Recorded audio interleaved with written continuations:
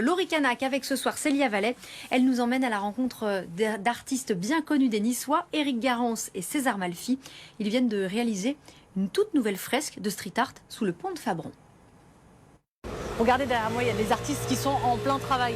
Ils sont en train d'embellir le pont de Fabron. Enfin, continuer de l'embellir. Parce qu'il y a déjà quelques mois, ils ont réalisé une première fresque qui est juste à côté et qui représente la baie des Andes. Elle s'appelle Entre mer et montagne. C'est ce qui fait la spécificité de chez nous.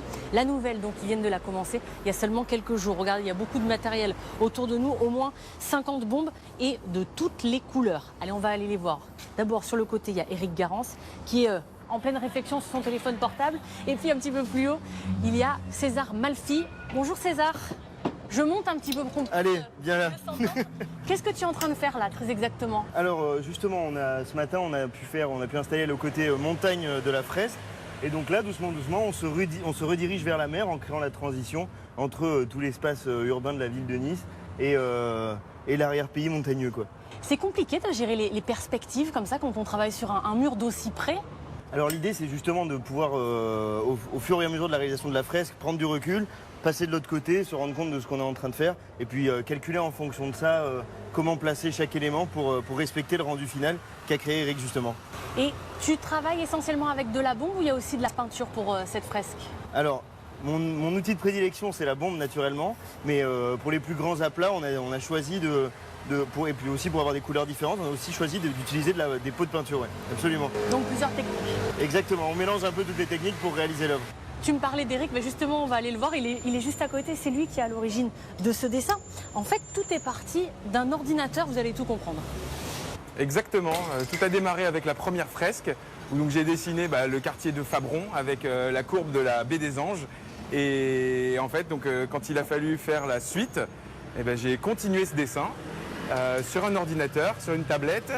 Et après, l'idée, c'est de le mettre sur le mur. Voilà, mais c'est ça qui est marrant et original, c'est qu'on part d'une technologie du 21e siècle pour après le retranscrire avec de la peinture et des tags à l'extérieur. C'est ça qui est super intéressant, c'est ce décalage entre une technique ancestrale, digne de Lascaux, et des techniques hyper modernes avec des tablettes graphiques et très très digitales. Et c'est ça aussi qui fait le sel de ta collaboration avec César? Ah, complètement. Je fais très très peu de collaboration avec des artistes. Alors avec des marques, oui, mais avec des artistes, c'est vrai qu'on s'est bien trouvé et on n'est pas à notre première fresque et certainement pas à notre dernière. Bon, celle-là, vous allez mettre combien de temps là pour la terminer? Parce qu'elle est immense, c'est une des plus grandes de la région. Oui, en fait, c'est vrai que c'est le mur le plus long qui a été fait par un seul artiste, bon, deux en l'occurrence avec César. Mais c'est vrai qu'on a cette chance-là, en plus super bien placée, Fabron, vraiment le quartier des Niçois. Oui, d'ailleurs, c'est une demande des Niçois de la continuer, cette fresque, c'est ça?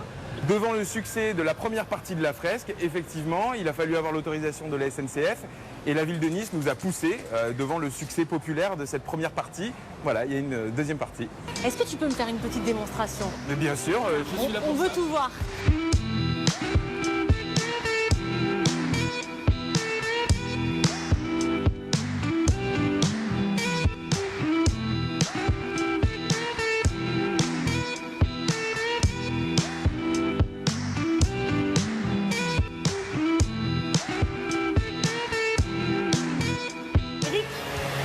Pendant que je suis en train de faire la fresque, je vois qu'il y a des traits sur le côté. À quoi servent-ils? Alors ça, en fait, c'est la mise au carreau. Ce sont des carrés qui font 1 mètre par 1 mètre et qui nous permettent de reproduire, si tu veux, X carreaux, voilà, en partant d'un petit format sur le grand format. Pour se repérer. Pour se repérer, voilà, ce sont nos repères. Exactement. Bon, et Éric, si vous le connaissez aussi, c'est parce qu'il a pour habitude de mettre toutes les villes de chez nous en affiche, comme par exemple celle-ci, Nice, promenade des Anglais. Je vous laisse la regarder de plus près et on se retrouve dans un endroit qui lui tient particulièrement à cœur. Changement de décor. On se trouve dans la boutique éphémère Éric Garance, Enco, sur 200 mètres carrés. Il y a d'abord les créations avec ces affiches qui mettent en valeur Mougins, on a Nice French Riviera, on a également Saint-Tropez. Il y a aussi d'autres objets comme ces coussins, toujours avec en toile de fond des villes de la Côte d'Azur. Je voulais vous montrer d'autres créations, celle de César Malfi. On était avec lui il y a quelques minutes seulement sur la fresque de Fabron.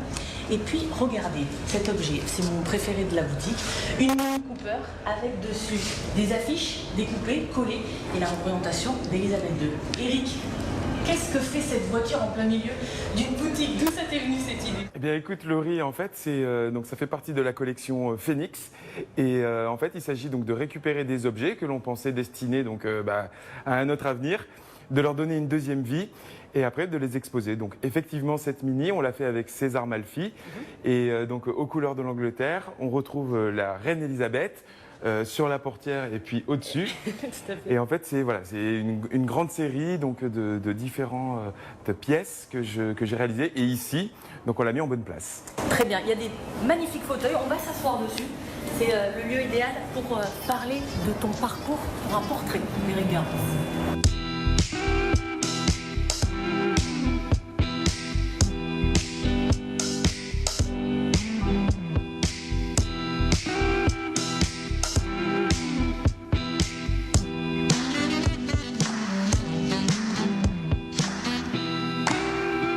Alors l'ADN de cette boutique, elle est née il y a maintenant 3 ans. Puisqu'en fait j'avais un stand au niveau de Capsule, à Cap 3000. Et puis un beau jour, donc, Cap 3000 m'a appelé et m'a dit « j'ai un magasin, est-ce que ça t'intéresse ?» Donc moi j'ai dit oui forcément. Et je me suis dit oui, mais je vais y aller avec des copains, avec des entrepreneurs créatifs. Donc on a la boulisterie, on a César Malfi, on a le Tchoub Comedy Club, on a le Château de Créma et on a également la Biscuiterie d'Azur et Rivière à Bière. Donc voilà, c'est pour ça que ça s'appelle Unco. Voilà. Les copains. Un mot sur toi maintenant, sur ton parcours. Il y a encore quelques années, tu n'étais pas forcément dans ce milieu artistique. Qu'est-ce qui t'a poussé à changer de vie, à aller vers ta passion? Alors en fait, si tu veux, j'ai toujours dessiné ou fait de la sculpture, mais chez moi, si tu veux. J'ai vécu une dizaine d'années à Paris. Et là-haut, en fait, j'avais une start-up, j'avais en main une start-up qui faisait des applications et des objets connectés. Donc forcément, c'est là-haut que j'ai appris, si tu veux, à me servir d'une tablette graphique et de tous ces outils à la création, si tu veux, digitale. Donc, il y a un lien entre ton ancienne vie et la nouvelle, puisque tu nous l'as expliqué sur la fresque tout à l'heure. Toi, tes créations sont réalisées à partir d'un ordinateur. Complètement, c'est ça. C'est vraiment une aventure. J'ai d'abord travaillé pour Côte d'Azur France, le CRT. Après, j'ai signé avec des entreprises comme Fragonard, comme les Galeries Lafayette, comme Labello ou Nivea. Et voilà, petit à petit, j'ai fait mon bonhomme de chemin et puis je croise des copains, finalement, des gens qui deviennent des copains. Et on fait grandir ensemble leur marque, leur image. Et moi, ça me permet de continuer, d'avoir une actualité permanente.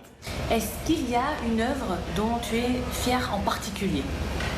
Oui, tout à fait. Il y a une œuvre donc, qui n'est pas très loin d'ici, qui mesure 10 mètres de long, qui est une sculpture de l'upcycling, comme je disais tout à l'heure, comme pour la Mini, où en fait j'ai récupéré l'enseigne de Cap 3000, qui est restée 50 ans à 30 mètres de hauteur. La belle enseigne rouge de Cap 3000 que nous, Azuréens, on a tous en tête. Je l'ai récupérée et puis je l'ai réinstallée donc avec mes affiches donc sur fond de Côte d'Azur. J'ai repositionné le Cap 3000 sur fond de Côte d'Azur. Bon, Éric, là on est dans une partie de la boutique et je voulais qu'on aille ensemble derrière parce qu'il y a des petites surprises pour ceux qui viendraient visiter. Tiens, on y va ensemble. Alors évidemment, il y a toujours les affiches qui sont au mur, il y a la boulisterie et c'est pour cette raison qu'on vient dans cette partie, puisque regardez, il y a un petit terrain de boule qui n'est pas en salle parce qu'il ne faudrait pas qu'on en mette partout. Est-ce qu'on ne ferait pas une petite partie? Allez, écoute, je te suis. Allez, on y va. À toi l'honneur, Laurie. Très bien. Je voulais aussi te poser une question. Là, on voit bien sûr qu'il y a un terrain de boule. Tout autour de nous, il y a la Côte d'Azur qui est mise à l'honneur. Pourquoi est-ce important pour toi? Et ça t'a tant manqué que ça à Paris? 10 ans de Paris, forcément, le soleil nous manque, la mer nous manque, l'horizon nous manque. Donc voilà, c'est un petit peu pour ça que j'arrête pas de dessiner cette Côte d'Azur. On a sorti un livre, on a fait plein de choses. Et quand on a créé ici, on s'est dit, voilà, c'est un lieu d'échange. C'est un lieu où les copains vont pouvoir venir jouer à la pétanque face à la mer. Et puis, voilà, passer juste du bon temps. Bon, et puis il faut dire aussi que la Côte d'Azur, c'est l'un des lieux les plus beaux du monde. Au moins. Évidemment. Évidemment. Voilà. Éric, une dernière chose. Il y a des affiches de toutes les villes de la Côte d'Azur. Il n'y a pas d'affiche de BFM Nice Côte d'Azur. Écoute, ça devrait pas tarder. Bon, c'est noté. Allez, je vous dis à bientôt pour un prochain rendez-vous d'été.